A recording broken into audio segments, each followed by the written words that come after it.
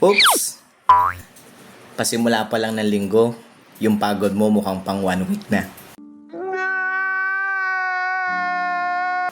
By the way, yung pagod nga pala is actually a normal experience na naranasan ng bawat isa sa atin. Yung mga tambay walang ginagawa, napapagod, ikaw pa. Amen? So by the way, may ipakilala ko sa iyo. Siya po si Elijah, kung saan siya po ay somehow napagod, na-frustrate sa mga bagay-bagay along the journey ng kanyang kod. Pero isang bagay po ang pinatotohanan sa kanya ng Diyos. In fact, ang sabi po sa 1 King chapter 19 verse 4, sabi rito, pagkatapos ng maghapong paglalakad, ay naupo siya sa ilalim ng isang puno at nanalangin ng ganito, Yahweh, kunin mo na lang po ako. Ako po'y hirap na at mabuti pang mamatay na ako. Pagkatapos, nahiga siya at nakatulog.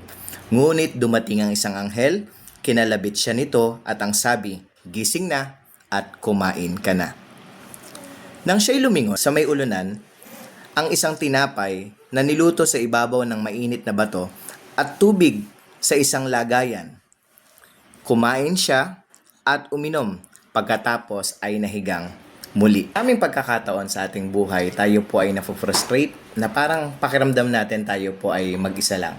Pero always remember that in times na pakiramdam mo mag-isa ka, that is actually the best opportunity sa Panginoon na ikaw ay samahan at mag-provide para sa'yo.